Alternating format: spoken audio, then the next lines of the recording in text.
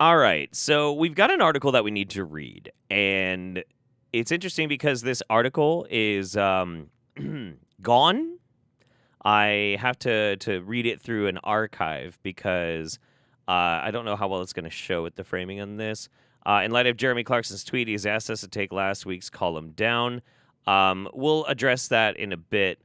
But Jeremy Clarkson, after no longer being on Top Gear or whatever, has turned into a giant prick. An absolutely cruel, spiteful, mean, nasty fucking dude. And he has been writing for The Sun. This is titled "One Day Harold the Glove Puppet Will Tell the Truth About a Woman Talking B asterisk asterisk asterisk asterisk asterisk KS." Oh, bollocks! A woman talking bollocks. Now, this might not sound like much, but just stick with me. And just for reference sake, I don't usually care that much about UK politics because I'm just not that familiar with it, especially royal family stuff. I mean, it's just not really my thing. But there's a larger point to be made about what we're about to hear. We all know in our heart of hearts that Harold Markle, Prince Harry, is a slightly dim but fun-loving chin who flew Apache helicopter gunships in Afghanistan and cavorted around Las Vegas hotel rooms with naked hookers. But then along came Meghan, who obviously used some vivid bedroom promises to turn him into a warrior of woke. Wow. Wow. Wow. A warrior of woke. And now it seems that she has her arm so far up his bottom, she can use her fingers to alter his facial expressions. It's so interesting, like, because, you know, we have plenty of examples of people claiming women have no autonomy in certain instances, but here we've got Clarkson claiming that Prince Harry is a hollow puppet being used by his manipulative woke wife.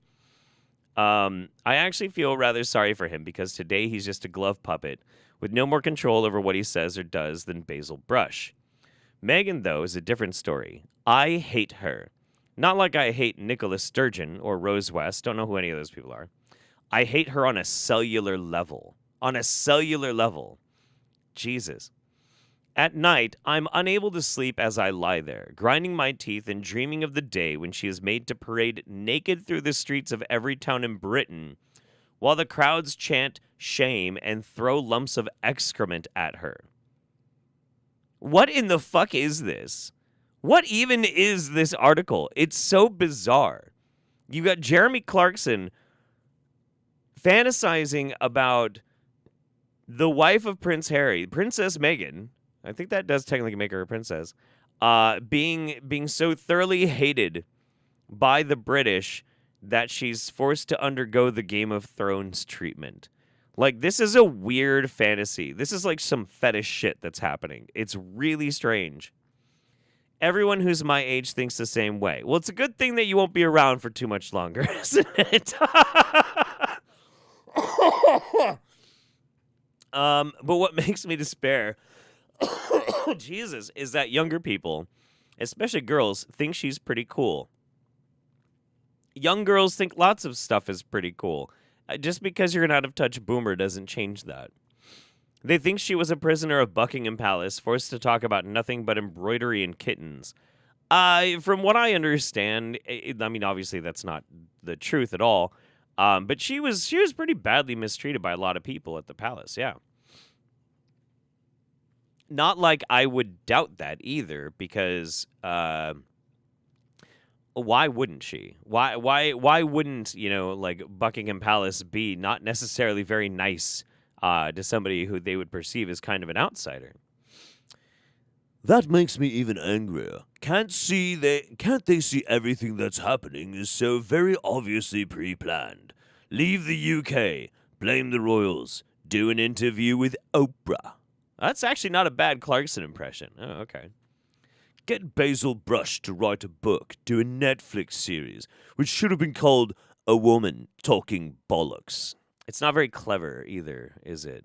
It's kind of, if I read it in a casual voice, or in just like the way my brain sounds, it sounds kind of nasty, but then I start hearing myself doing it in his voice, and I'm like, wow, it just sounds fucking pathetic.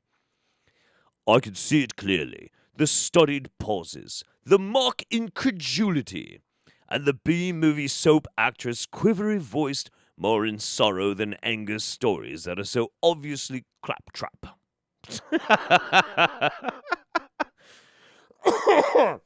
I don't know what her official title would be. Actually, I should probably figure that out. Let's see. Meghan Markle, Duchess of Sussex. She's now the Duchess of Sussex. Duchess. That's fucking cool. Also, an excellent name for a secret agent.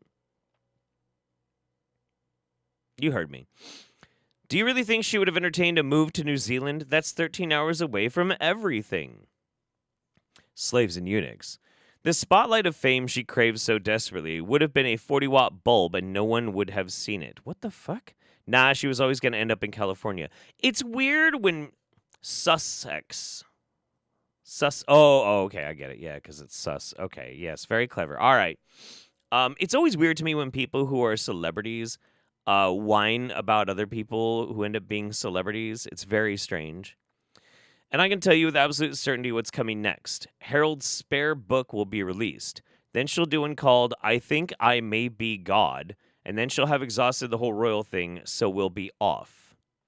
Again, like really weird manufacturing, like some weird LARPy shit, you know? Like he's trying to run a D&D campaign. We'll see Diana-style photographs of her all on her own outside the Taj Mahal. And then she will be pictured gazing into the middle distance on the back of a Playboy super yacht and will marry a tech billionaire and they'll have a child called something vomity like peace or truth or love. Harold, meanwhile, will be stuck in California with no friends, either there or here, no family to support him, and an army of young girls who will believe Meghan's story that the marriage breakup was all his fault because he's like, you know, so a man. And the royal family, she's going to damage them, be in no doubt about that. Oh, God. Won't somebody please think of the royals and how much this might damage them? Not you know, anything else that you know might be the royal family might be embroiled in, you know, like Prince Andrew and his connections with Epstein and shit like that. No, it's going to be this in Jeremy's manufactured outrage mind. Because one day soon my generation will all be dead and we'll be replaced by a new bunch who are growing up believing that Charles and William and co. are bullies who are waited on hand and foot by slaves, eunuchs, and spin doctors. That's kind of true. I mean, Charles at least. Charles is a piece of shit.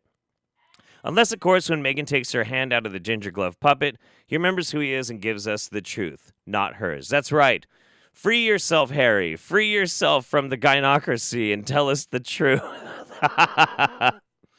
This isn't an article. This is a screed. I know, dude. It's so gross. It's so dumb. We live in strange times. The Conservative Party is fighting tooth and nail to open a new coal mine in the north of England, and the Labour Party is fighting tooth and nail to stop them. Okay. I'm praying it opens, partly because... Wait, praying that a new coal mine opens? What the fuck? Partially because I'm from Doncaster, so I have coal in my blood and fireplace, but mostly because Sir Starmer and his Labour levies will have to close it down. This will cause the miners to go on strike, which in turn force Starmer to send an army of police officers up north to beat some sense into them with their truncheons. Now he's just fantasizing about, like, police violence. This is fucking weird. This is so weird. Then he will have to stop school children drinking milk because of the damage cows do to the environment.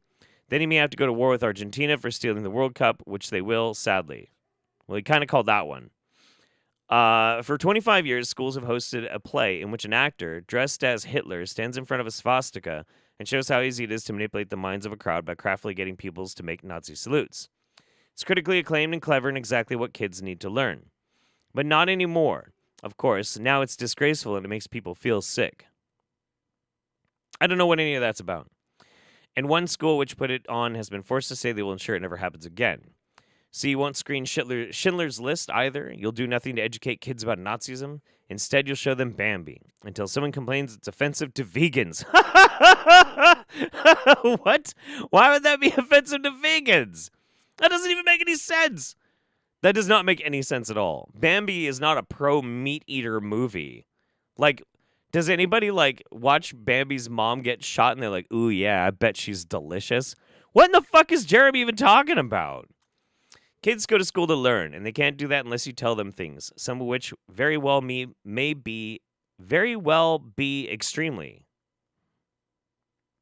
What? What? Okay, anyway. We like to think that as a country we are pretty civilized. We do not defecate in public. Most of us give up our... Well, not you, not with that attitude. Most of us give up our seat on the bus or train if a pregnant lady needs it. Newsreaders warn that with those with epilepsy, if the following item contains flash photography. Yet I read this week that during the ambulance driver's strike, elderly people will not get help after a fall until they've been on the floor for at least 4 hours. That's barbaric. I don't know what that's supposed to be either. So let's show that unlike the government unions, we are not, by pledging over Christmas to keep an eye on neighbors and vowing that if they fall, we'll take them to the hospital ourselves. When I read this week about a policewoman who claimed she didn't know her husband was a drug dealer, I laughed so hard my spleen came out. The husband in question was a shaven-headed Albanian who was covered in tattoos, wore no socks, drank from silver-plated goblets, and drove around in a 70,000-pound Audi. Apparently, she thought he was a chef. Yeah, right, and Pablo Escobar was a gardener. And that's it. Okay. So I guess these are like random fucking things that Jeremy Clarkson just thinks about and writes about, like some boomer complaining article or something like that. So this is what I really wanted to talk about. I'm so fucking irritated with this constant and perpetual bullshit from people who are rich as fuck who just can't shut up. They just cannot help themselves. They cannot shut the fuck up. Clarkson is suffering from the same thing that J.K. Rowling is suffering from. Somebody who is massively popular, very wealthy, and has enjoyed a life of fucking luxury, so that they think that everything that they fucking say has immense amount of weight and value. Where the reality is, you can just be rich and just shut the fuck up. You can just do that. You don't actually have to say everything on your goddamn mind. Because like everybody else in this fucking world, probably a lot of what you think or say either isn't going to be taken very well or really isn't that smart to begin with. That's just a fact. Like, I don't think I'm the smartest guy ever, and if I don't think I can make a cogent argument, I don't say anything. It's a very simple thing. So when it comes to something like this, where he had to delete the article, he made kind of a non-apology, basically apologizing that people were offended. But when this happens, they always start acting like a victim because people either took him out of context or, oh, are you triggered snowflakes? Are you triggered snowflakes? And no, it's people responding to the fact that you said something fucking stupid. And no amount of money is going to make people think if you say something dumb that it wasn't dumb. Unless, of course, you're Elon Musk, in which case you've got a bunch of pathetic fucking dorks that'll run around and defend you at any cost. But it's so irritating. They have every opportunity to not say something dumb, to literally hire people to keep them from putting their foot in their mouth. And they don't do it. And then they act like a fucking victim. It is the most pathetic, pussy-ass shit I've ever seen. And it just keeps happening over and over and over and over again. So yeah, I mean, just stupid ass shit coming out of Jeremy Clarkson's mouth. And what's really unfortunate, like J.K. Rowling, it's very common for somebody who did make beloved series that it's hard to enjoy it now because it's irretrievably connected to the dog shit that they later do. I don't want to watch Top Gear because I'll be reminded that, oh yeah, Jeremy Clarkson was actually pretty cool and now he's a total shit. I don't want to watch a Harry Potter movie because it reminds me that the person who wrote it is a pile of shit. I didn't do that. They did that. It is very easy to be rich and not ruin your own legacy by just shutting the fuck up. God damn.